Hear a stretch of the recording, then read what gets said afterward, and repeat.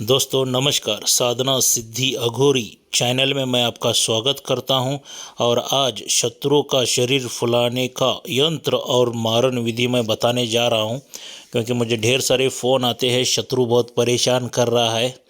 तो गुरुजी मारण विधि भी बताइए कीजिए, सिर्फ साधनाएं करके क्या करेंगे, शत्रु हमें बहुत परेशान कर रहा है, टोने टोटके वगैरह बता दीजिए करके। क्योंकि क्या है दोस्तों, क्योंकि सभी के शत्रु तो कुछ ना कुछ तो रहते हैं, जानबूझ के परेशान करते हैं। ऐसे लोगों को एक सबक सिखाना भी बहुत ही ज़रूरी रहता है। मगर ये विधि क्या है, किस तरह से है, बताने से पहले अगर आप मेरे चैनल के ऊपर नए हैं तो मैं आप सबसे रिक्वेस्ट करना चाहूँगा कि मेरे चैनल को सब्सक्राइब कीजिए, बेल आइकॉन घंटी का बटन दबा दीजिए। जो मैं ऐसे वीडियोस बनाता रहूँगा उसका नोटिफिकेशन फ़ौरन आप तक पहुँच जाए और आप सुख शांति समृद्धि हासिल करें, विघ्न समस्याएं शत्रुओं को दूर करें। दोस्तों यही मैं माता से प्रार्थना करता हूँ। तो दोस्तों देखिए, शत्रु का शरीर फुलाने के लिए जो यंत्र मैंने ऑलरेडी दिया है बहुत बड़े ग्रंथ में से, जो स्वयं ही सिद्ध यंत्र है, वो क्या फिर भी कैसा रहता है, उसको सिद्ध कर लेना बहुत ही ज़रूरी रहता है। तो उसका लगातार आप क्या कीजिए, सिद्ध करवा लेने के लिए आपको जब भी वक्त मिले उस यंत्र को लिखना शुरू कर दीजिए। सफ़ेद कागज़ लीजिए और लाल पेन लीजिए, उससे वो यंत्र लिखना शुरू कर दीजिए। जितना ज़्यादा यंत्र बार बार लिखते रहोगे वो यंत्र आपको सिद्ध होता जाता रहता है। क्या, क्योंकि वो सिर्फ दिया है और आपने लिख दिया और वो विधि कर दिया तो कार्य नहीं करेगा। ये सबसे पहली मैं बात बताना चाहूँगा, क्योंकि उसको आपको सिद्ध करके ही लेना पड़ेगा। क्या, जब भी आपको टाइमिंग अच्छा मिलता है तब आप स्टार्ट कर सकते हैं यंत्र लिखने के लिए, मगर विधि विधान से करोगे तो बहुत ही अच्छा रहेगा। क्या, विधि विधान से मतलब कैसा, ये शनिवार के दिन आप यंत्र लिख सकते हो, क्या, या मंगलवार के दिन या रविवार के दिन। दिशा जो रहेगी आपकी दक्षिण की ओर रहेगी।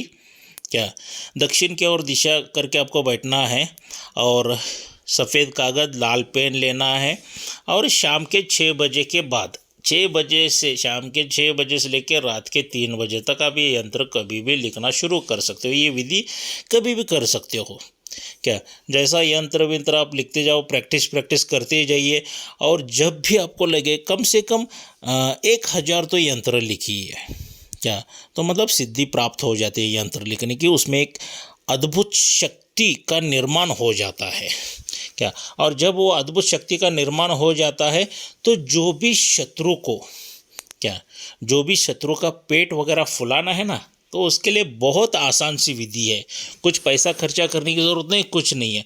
इस यंत्र को क्या करना है कि आपको कागज़ के ऊपर, सफ़ेद कागज़ के ऊपर लाल स्याही से लिखकर, क्या, उस कागज़ को आपका आग का पेड़ है ना, किधर आग का पेड़ कहते हैं, मदार का पेड़ कहते हैं, तो उस पेड़ को धागे से बांध के आना है। धागे से बांध के आना है। 11 दिनों के बाद उस कागज़ को खोलकर आपके पास लाना है और उसके पीठ के पीछे जो आपने यंत्र सामने लिखा है उसके पीछे बाजू में उस शत्रु का पूरी तरह से नाम लिख दीजिए। क्या क्या करना है, शत्रु का पूरी तरह से नाम लिख दीजिए और नाम लिख के क्या कीजिए कि शत्रु के घर पे फेंक आओ। क्या, उसको फेंक के आओ और उसका पेट फूलना शुरू हो जाएगा।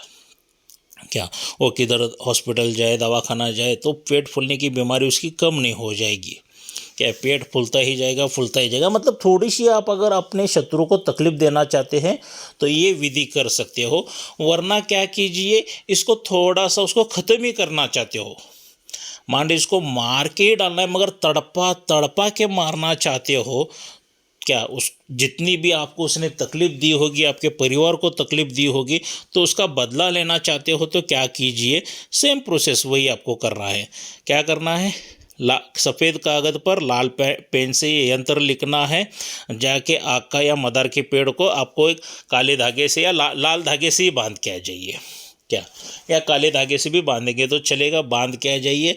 11 दिन पूरे होने के बाद उसको क्या कीजिए, पीछे जो यंत्र जहाँ पे लिखा है उसके पीछे बाजू में शत्रु का एक फ़ोटो लीजिए।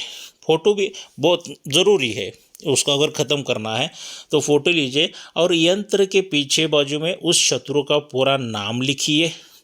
उस शत्रु के माँ का नाम लिखिए और जहाँ पे रहता है ना वो एड्रेस विथ पिन कोड के साथ लिखिए।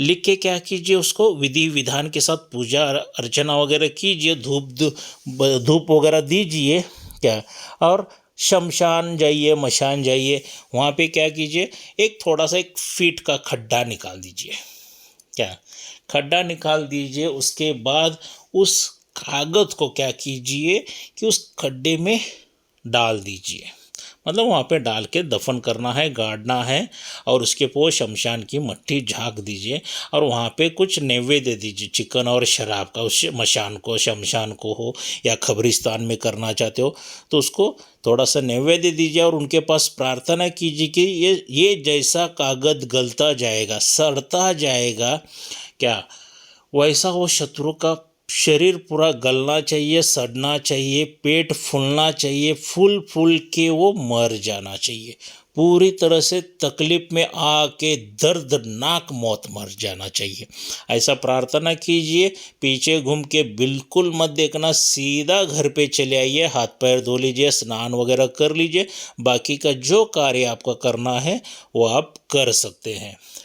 तो यकीन मानिए दोस्तों, ये इतना यंत्र पावरफुल है ना कि जब तक आप वो मशान में से जाके निकालोगे नहीं ना, तब तक उसकी बीमारी कभी भी कम नहीं होगी। अगर मान लीजिए आगे जाके आपको उसके पे दया करुणा आ गई तो उसका तकलीफ़ देखने के लिए नहीं हो गया, तो जाके अब जब मशान में से वो कागज़ निकालोगे, जो यंत्र निकालोगे, तब जाके वो ठीक होगा, वरना इस पृथ्वी के ऊपर उसको ठीक करने वाला कोई भी नहीं मिलेगा। ना डॉक्टर मिलेगा, ना वैद्य मिलेगा, ना हकीम मिलेगा, कोई भी उस बीमारी का पता नहीं लगाएंगे। कि रिपोर्ट अगर उसने चेक किया तो रिपोर्ट में सभी नॉर्मल आता जाएगा क्या, पूरा नॉर्मल आता जाएगा, मगर इसकी बीमारी किसी को पता ही नहीं चलेगी। इतना ज़बरदस्त कार्य करने वाला ये यंत्र है।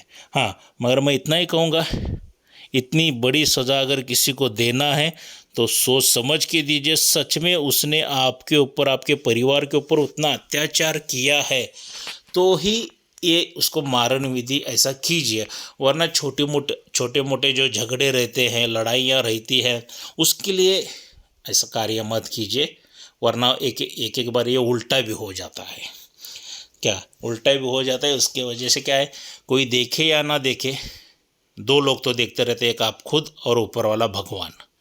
तो इसके लिए सच में उतनी आपको तकलीफ़ दी है तो ही ये विधि कीजिए, वरना मत कीजिए। हाँ, मगर ये विधि करने से पहला यंत्र 100% सिद्ध करवा के लीजिए, और ये विधि आपके ऊपर उल्टा नहीं होना चाहिए, तो कंपलसरी रक्षा कवच गले में धारण करके ही कीजिए क्या।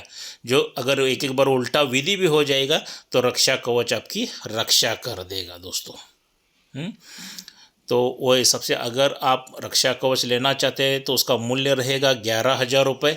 मेरे घर पर भी आके लेके जा सकते हो, वरना आप दूर रहते हो तो आपको स्पीड पोस्ट से भी घर मिल जाएगा। ये मेरा जो नंबर दिया है, ये गूगल पे, फ़ोनपे, इसके पे पेमेंट डालना है, उसका रसीद मुझे व्हाट्सअप करना है, आपका नाम वगैरह सभी देना है, तो रक्षा कवच आपको बना के देंगे क्या। और जब वो रक्षा कवच आप धारण करोगे, जादू टोना करने वगैरह कुछ भी आपके ऊपर लागू नहीं हो सकता है दोस्तों। तो ये दोस्तों, ये वीडियो कैसा लगा, लाइक और शेयर ज़रूर करना, सब्सक्राइब कीजिए, बेल आइकॉन घंटी का बटन दबा दीजिए क्या। तो दोस्तों, मिलते हैं ऐसे ही अलग अलग वीडियो में, अगले वीडियो में। जय मशान कालिका देवी।